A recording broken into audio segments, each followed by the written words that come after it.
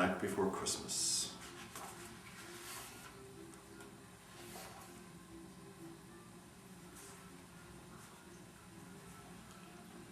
'Twas the night before Christmas, when all through the house not a creature was stirring, not even a mouse. The stockings were hung by the chimney with care, in hopes that St. Nicholas soon would be there. The children were nestled all snug in their beds, while visions of sugar plums danced in their heads. And Mama in her kerchief, and I in my cap, had just settled down for a long winter's nap.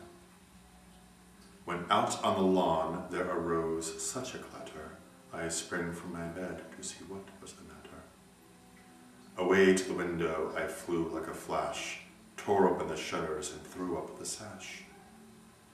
The moon on the breast of the new fallen snow gave the luster of midday to the objects below.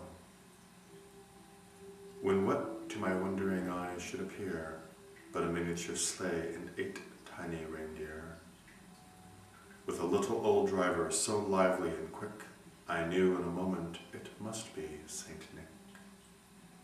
More rapid than eagles his coursers they came, and he whistled and shouted and called them by name.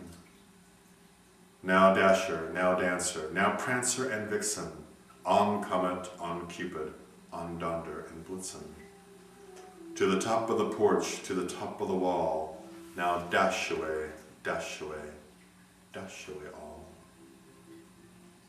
As dry leaves that before the wild hurricane fly, when they meet with an obstacle, melt to the sky. So up to the housetop the coursers they flew, with a sleigh full of toys, and St. Nicholas too. And then in a twinkling I heard on the roof the prancing and pawing of each little hoof. As I drew in my head and was turning around, down the chimney St. Nicholas came with a bound. He was dressed all in fur from his head to his foot, and his clothes were all tarnished with ashes and soot. A bundle of toys he had flung on his back, and he looked like a peddler just opening his pack. His eyes, how they twinkled, his dimples, how merry. His cheeks were like roses, his nose like a cherry. His droll little mouth was drawn up like a bow, and the beard of his chin was as white as the snow. The stump of a pipe he held tight in his teeth, and the smoke it encircled his head like a wreath.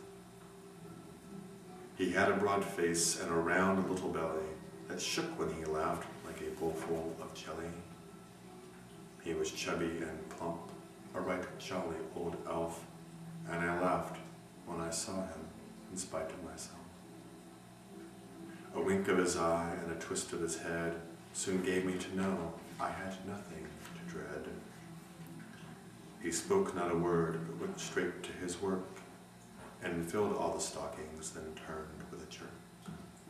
And laying his finger aside of his nose, and giving a nod up the chimney, he rose. He sprang to his sleigh, to his team gave a whistle, and away they all flew like the down of a thistle. But I heard him exclaim, ere he drove out of sight, Happy Christmas to all, and to all a good night. Happy Christmas.